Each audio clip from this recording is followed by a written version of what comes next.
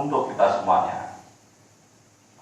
Sahabat channel Pintar Catur yang berbahagia, pada kesempatan ini kita berjumpa lagi dalam episode 2 tentang cara bermain catur. Jika di dalam episode yang pertama kemarin kita sudah membahas tentang apa saja nama-nama bidak catur. Nah, sekarang di episode yang kedua ini kita akan membahas, kita belajar tentang bagaimana bidak-bidak catur itu melangkah dan juga bagaimana bidak-bidak catur itu memukul atau menangkap bidak lawan. Oke, sahabat channel Pintar Catur, segera akan kita mulai. Kita mulai dari bidak yang paling penting. Tentu masih ingat, bidak yang paling penting adalah raja. Raja, cara melangkah raja, raja itu bisa melangkah ke segala arah, tetapi hanya satu peta. Contohnya seperti ini, bisa melangkah mendatar, tapi satu peta. Bisa juga mendatar ke kanan, satu peta juga, atau satu peta,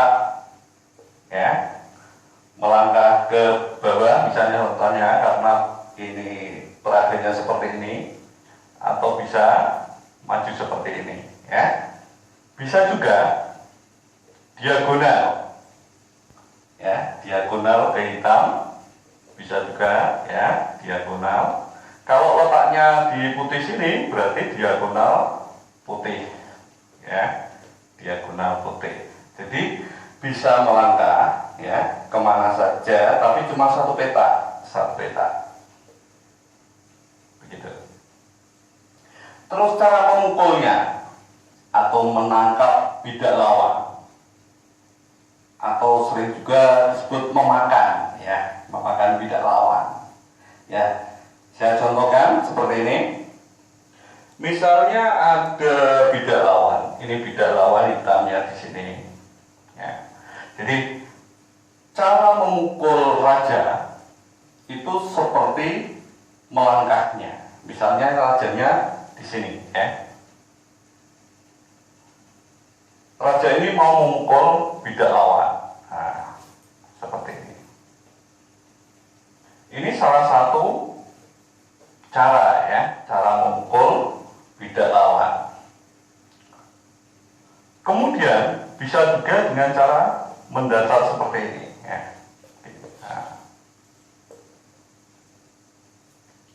atau bisa juga mendatar ke samping sana kiri, atau bisa ke samping atau ke mundur ke belakang seperti ini, atau diagonal samping seperti ini. Jadi intinya raja itu bisa memukul bidak lain atau bidak lawan itu sesuai dengan langkahnya. Tetapi ada pengecualian, yaitu raja itu punya langkah istimewa. Langkah istimewa tersebut adalah rokade. Rokade atau sering disebut, kalau orang awam menyebutnya lukir. Saya contohkan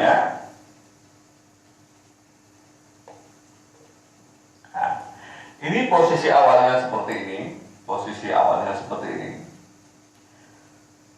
Langkah raja yang istimewa, ini termasuk langkah istimewa, dan ini langkah ini hanya satu kali ketika raja atau kita bermain.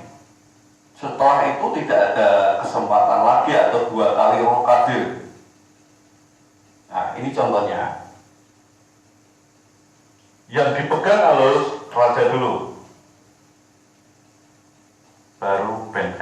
Nah, ini contoh rokade. Ini rokade pendek ke arah sana, rokade pendek. Ada juga rokade panjang. Contoh rokade panjang seperti ini. Yang diambil adalah raja dulu. Kalau kita rokade itu wajib, ya, wajib. Yang dipegang harus raja dulu. Karena pada intinya ini adalah langkah raja, bukan langkah benteng. Kalau kita sudah terlanjur memegang benteng, berarti yang melangkah adalah bentengnya, gitu. Jadi tidak boleh rokade. Misalnya seperti ini, kita mau rokade, tapi sudah terlanjur memegang benteng. Mau rokade seperti ini tidak bisa. Jadi benteng ini harus dilangkahkan. Misalnya seperti ini, ke sana, ya, seperti itu. Jadi yang dipegang dulu adalah raja. Nah, misalnya ada bidak lain di sini, ya, saya contohkan misalnya gajah, ya, gajah lawan di sini. Nah, tidak bisa rokade, apalagi makan seperti ini atau memukul, tidak bisa, ya, tidak bisa. Jadi raja itu bisa memukul, ya, atau menangkap bidak lawan sesuai dengan langkahnya, kecuali langkah rokade. Gitu. Ini untuk raja, ya, cara raja melangkah dan memukul atau memakan. Sekarang kita pindah ke atau kita ganti ke bidak lain, yaitu menteri. Menteri adalah bidak yang paling perkasa. Ya, ini termasuk perwira berat. Ya, perwira berat. Cara melangkahnya ini mirip dengan raja, tetapi punya jangkauan yang lebih luas. Ya, contohnya seperti ini. Ya, misalnya posisi menteri ini di sini, ya, di sini, di peta ini, di peta hitam ini. Kalau kita nanti sudah mempelajari lebih lanjut, ya, peta ini disebut peta D4 karena berada di lajur D, ya, dan angka 4 di sini seperti ini D4. Tapi nanti kita pelajari lebih lanjut. Nah, menteri ini tadi sudah saya sampaikan mirip dengan raja, jadi bisa melangkah diagonal seperti ini, mendatar dan sebagainya, ya, seperti ini. Tetapi dengan jangkauan yang lebih luas. Jadi melangkah ke sini, nah, boleh, jauh kan? Dari sini melangkah ke sini boleh. Ya, tadi kalau asalnya dari sini D4, ya, bisa melangkah ke sini diagonal, bisa, ya, atau ke sini, pojok sini, ya. Tapi kalau dari peta hitam, diagonalnya harus hitam, tidak boleh pindah begini, tidak boleh, ya, ya harus hitam. Kalau dari putih, diagonal putih. Seterusnya ya bisa mendatar seperti ini, ya, bisa, ya, bisa dipahami, ya, mudah, ya. Jadi mirip dengan raja, tetapi dengan jangkauan yang lebih luas atau lebih jauh, ya, lebih jauh maksudnya seperti itu. Nah, sekarang cara makannya juga mirip, ya, mirip. Misalnya, misalnya ini saya contohkan ada kuda, ya, kuda di sini. Nah, kuda ini, kuda ini masih dalam jangkauan menteri putih, ya, dalam diagonal.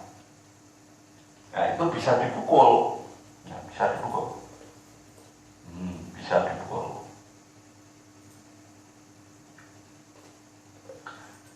Di sini juga bisa dipukul. Kalau raja tadi, ya, hanya satu langkah, tetapi menteri jauh.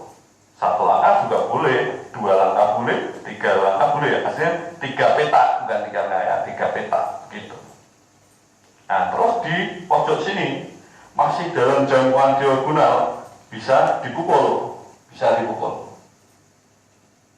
gitu. Nah, itu adalah keistimewaan menteri. Jadi menteri adalah perwira yang paling kuat, gitu. Langkahnya luar biasa. Ya. Nah, sekarang kita pindah ke bidang yang lain, yaitu gajah. Masih ingat kan bentuk gajah seperti apa? Nah, ini adalah bentuk gajah seperti ini ya, atau orang sering menyebutnya luncur atau peluncur ya. Cara melangkah luncur ya atau gajah ini adalah dengan cara diagonal ya, diagonal. Misalnya menteri ini gajah ini ada di peta putih. Setiap pemain pada awalnya itu mempunyai dua gajah, yaitu peta hitam dan putih. Kalau di awalnya seperti ini ya, peta hitam dan putih. Nah, cara melangkahnya adalah dengan diagonal, sesuai dengan peta yang ditempati. Tidak boleh pindah-pindah, Misalnya ini gajah hitam ya, melangkah sesuai dengan diagonalnya. Satu peta juga tidak apa-apa, dua tidak apa-apa ya, tapi harus sesuai diagonalnya. Seperti itu. Tidak boleh pindah seperti ini ke putih, tidak boleh, harus hitam terus. Kalau yang putih, peta putih juga begitu. Ya, bisa dipahami ya. Nah, sekarang cara memakannya atau memukulnya ya, saya contohkan. Misalnya ini ada menteri lawan. Nah, ini bisa dipukul masih dalam jangkauan gajah. Nah, bisa dipukul. Di sini bisa dipukul. Ya. Nah, sekarang yang hitam, yang peta hitam ini ya, meluncur, memukulnya ya, caranya sama. Nah, misalnya udah di sini. Petanya harus masih hitam, diagonal. Nah, bisa dipahami, mudah sekali.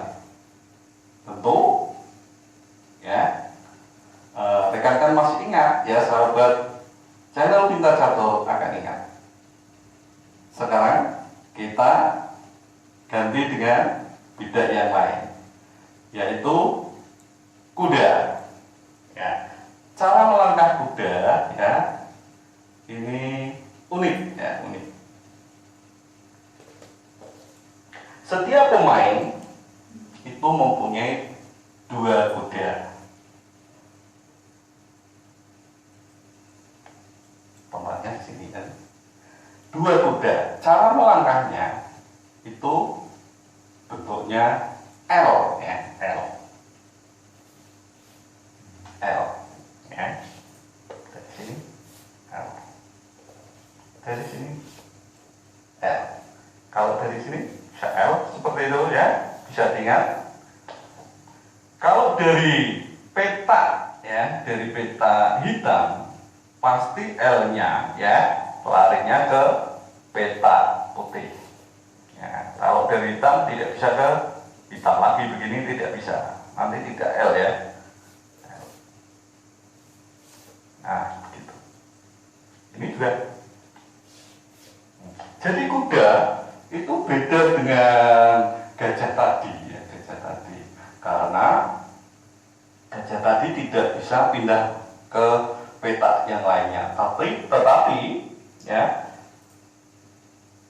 kuda bisa pindah ke peta yang berwarna lain.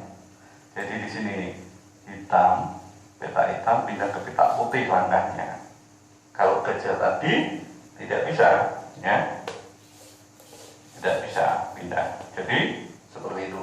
Nah, cara memakannya juga, ya, cara memakannya juga sesuai dengan langkahnya, yaitu L, bentuk L, huruf L ya. Ya, saya contohkan. Misalnya ada bidak lawan di sini. Nah, posisi ini kuda di sini. Nah, ini ada benteng lawan. Bisa dipukul.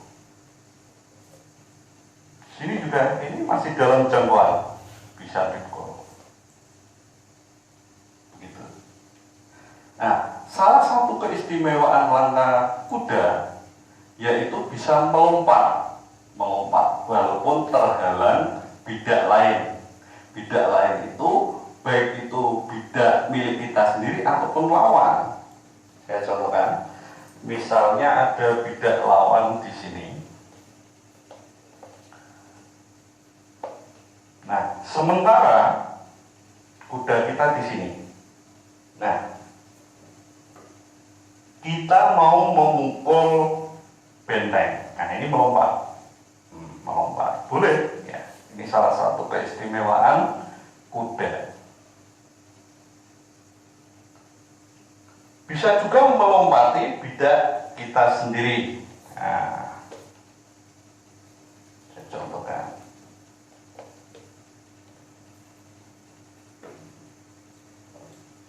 Ini melompati bidak kita sendiri untuk dimakan. Jadi bukan menjadi halangan bagi kuda ya jika di depannya ada bidak lain, karena kuda bisa melompat atau melompatinya. Demikian ya cara memakan bidak kuda. Nah, sekarang kita beralih ke bidak lain, yaitu benteng. Benteng seperti juga dengan menteri disebut sebagai perwira berat, termasuk perwira yang kuat juga. Tempatnya, setiap pemain mempunyai 2 benteng ya, di ujung kiri dan kanan. Ya, itu seperti itu. Benteng, saya contohkan. Nah, ini ujung kiri dan kanan. Terus cara melangkahnya. Cara melangkahnya itu mirip menteri, cuma kelemahannya, kekurangannya, benteng tidak bisa diagonal, hanya bisa mendatar ya, ke kiri atau ke kanan ya, atau maju seperti itu ya. Misalnya di sini posisinya, maka benteng bisa bergerak ke sisi kanan, ke kiri ya, ke atas ini ya, atau ke bawah mundur seperti itu. Nah, ini benteng tidak bisa diagonal seperti ini, tidak bisa. Kalau misalnya kita memukul bidak lawan, misalnya bidak lawan di sini, terus ada yang di sini, ya, ada yang di sini misalnya ya, di sini. Nah, yang bisa dipukul adalah bidak lawan benteng ini. Ya, yang kuda tidak bisa, karena benteng tidak bisa diagonal. Ya, tidak bisa diagonal. Jadi ini kelemahan benteng ya dibandingkan menteri. Ya, dibandingkan menteri. Jadi cara memukulnya sesuai dengan jalannya, mendatar seperti ini. Nah, sekarang kita tiba ke bidak yang lainnya, yaitu pion. Pion adalah prajurit yang paling lemah, ya, paling lemah. Setiap pemain mempunyai pion 8. Ya. Posisinya ya di baris kedua seperti ini. Pion berjalan selalu maju, tidak bisa mundur. Berjalannya pion pun selalu maju. Pada saat melangkah yang pertama bisa langsung 2 peta, bisa juga 1 peta. Tapi setelah peta yang pertama, 2 peta yang pertama, setelah itu tidak bisa 2 peta lagi, harus 1 peta, 1 peta, begitu ya. Nah, keistimewaan dari pion itu cara memakannya. Cara memakannya itu beda dengan bidak yang lainnya. Kalau bidak yang lainnya itu sesuai dengan langkahnya, tetapi pion beda. Pion cara memakannya atau mengukurnya dengan cara diagonal, ya, diagonal menyamping. Misalnya posisi seperti ini.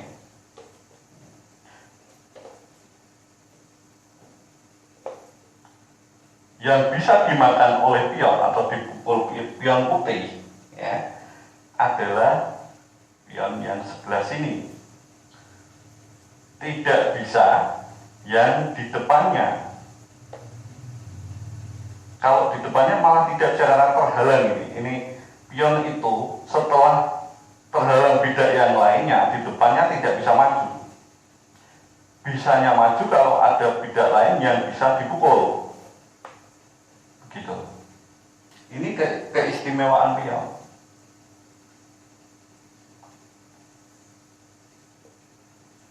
Nah, bisa dipahami ya ini. Jadi keistimewaan pion itu cara memakannya, yaitu diagonal. Dan satu lagi adalah memakan dengan cara N pasang.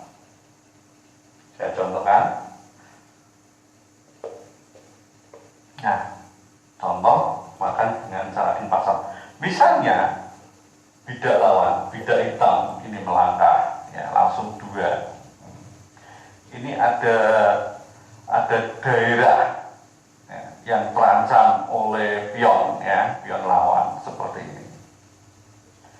Ini pemain putih, ya, pemain putih bisa memukul. Ini adalah cara pemukulan N pasang. Nah, orang menyebutnya merampas, ya, merampas. Tetapi kesempatan ini hanya sekali. Misalnya hitam melangkah seperti ini. Nah, kesempatan ini langkah selanjutnya bisa dimakan. Tetapi, ya, jika sudah diselingi dengan langkah yang lainnya tidak bisa dimakan. Misalnya hitam melangkah, langsung 2 peta. Ya. Putih tidak memakan. Langkah yang lainnya justru ini. Ketika hitam melangkah, misalnya maju, yang putih sudah tidak punya kesempatan untuk makan dengan cara N pasang. Begitu. Jadi ini bisa dipahami ya. Nah, sekarang adalah salah satu keistimewaan pion adalah promosi. Promosi itu ya semacam naik pangkat, ya, yang asalnya dari prajurit yang paling ringan, ya, setelah tiba di barisan akhir, ya, contoh tiba di barisan akhir melangkah sini terus melangkah sampai di barisan akhir, ya, barisan angka 8 ini, ya, peta 8 ini bisa promosi. Promosi bisa menjadi apa saja kecuali raja dan pion itu sendiri. Yang sering, ya, yang sering dilakukan oleh pemain adalah menjadi menteri. Ya, menteri dipilih karena menteri adalah bidak yang paling kuat. Jadi ketika sampai di